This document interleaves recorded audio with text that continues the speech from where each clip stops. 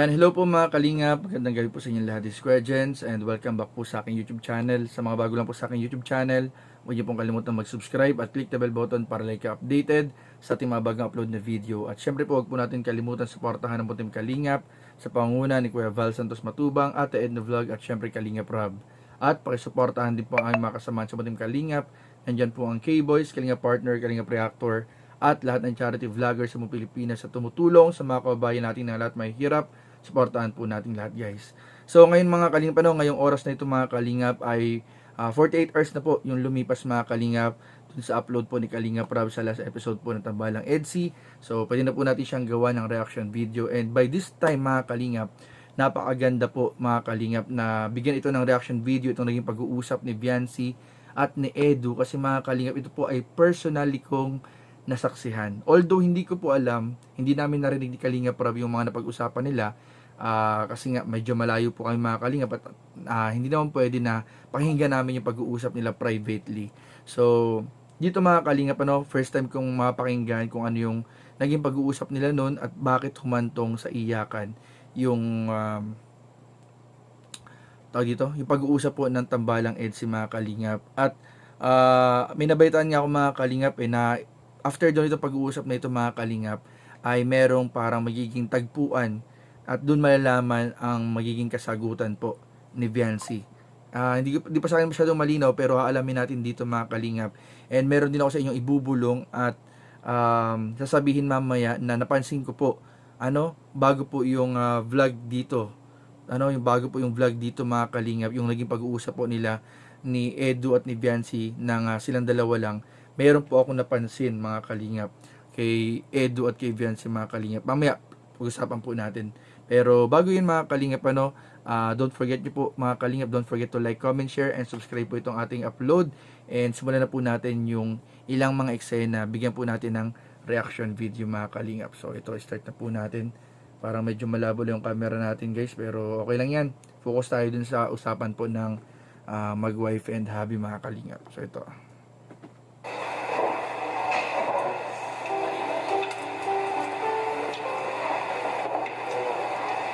Dito na? Dito. Perfect sa date.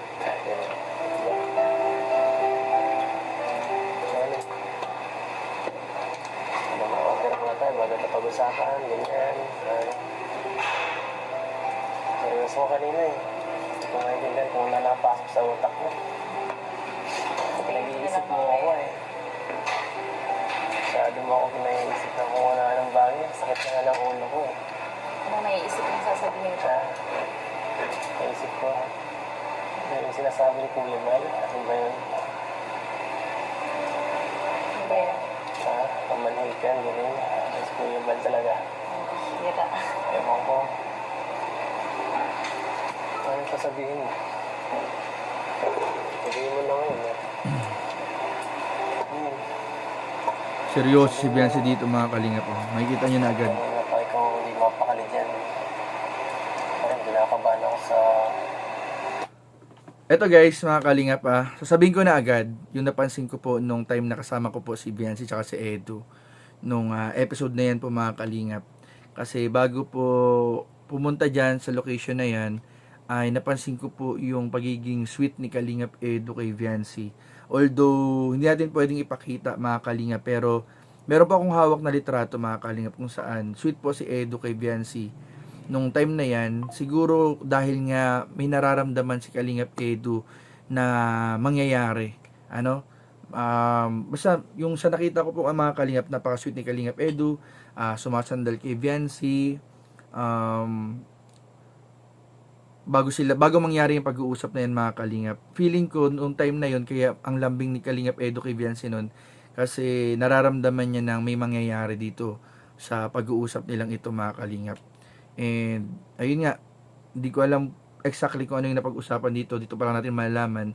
Basta kitang-kita namin mga kalingap yung naging iyakan po ni Eds and ni Viancy dito mga kalingap. Ginagalaw mo.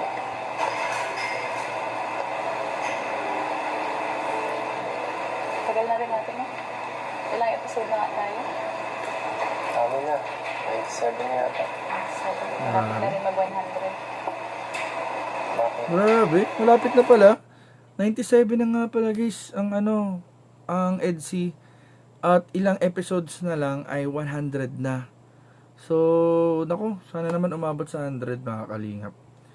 Paabutin natin ng 100 mga kalingap, itong tambalang EDC po mga kalingap. Tinatanong yun.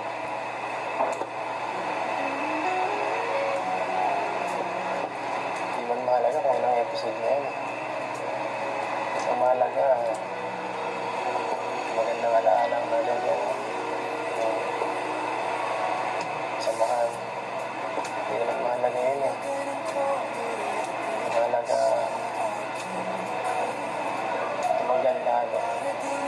Samahan natin. Grabe, nakakalungkot. Wait lang guys. Ako, naramdaman ko yung, sorry Vince. Ayun, naramdam ko dito yung yung lungkot ng vibes.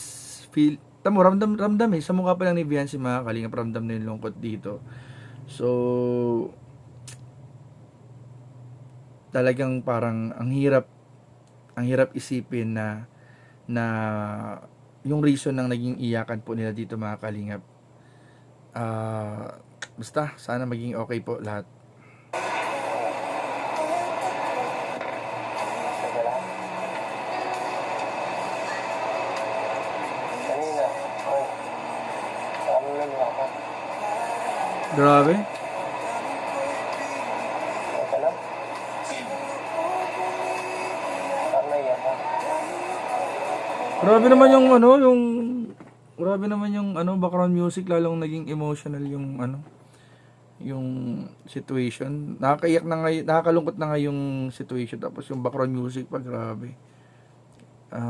Grabe lalong parang ang bigat. Pinapakabang mo ako. Ano ba yun? Kasi hindi ko alam kung paano ko sasabihin kay Kuya. Gusto ko maging sa'yo ng advice. Tungkol saan? Gusto ko makausap mo na ikaw. Tungkol saan? Ay, may ads. Oh, Kalingap Rab. May ads. Ko lang tong ads, Kalingap Rab. Yan, para ma-reactionan tong Ano daw? Ibalik ko lang guys ulit ha. Kasi itong mga Wait lang, balik ko lang.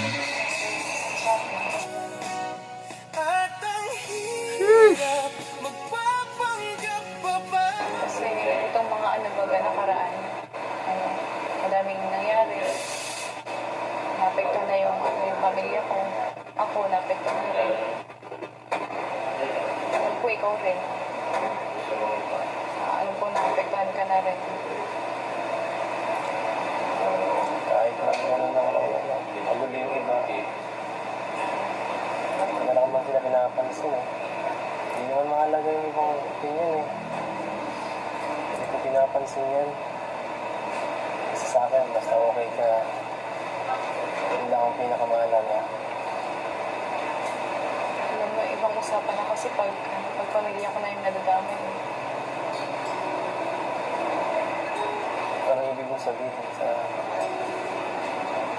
sinasabi mo na gusto lang ito.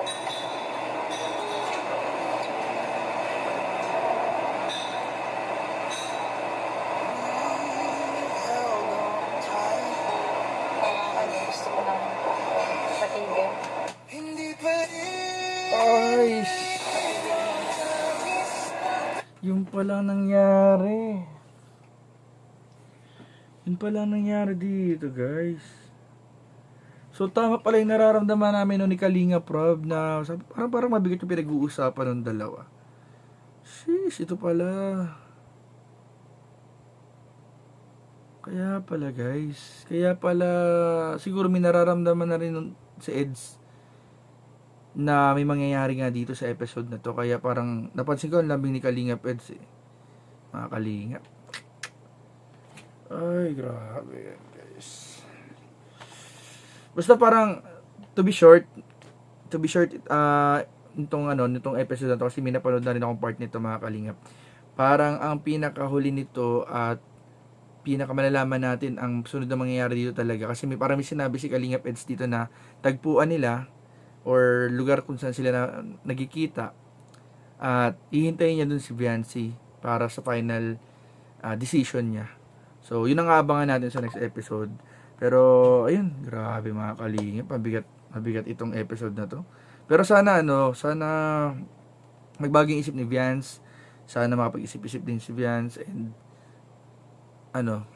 sana off-cam or kahit walang vlog, sana sinusuyo ni Ed si Viance para, alam mo yun, mapayuhan, ma-advisean na baka hindi naman kailangan magkaroon ng pagkatigil ng tambalang EDSI or ng serye ng EDSI.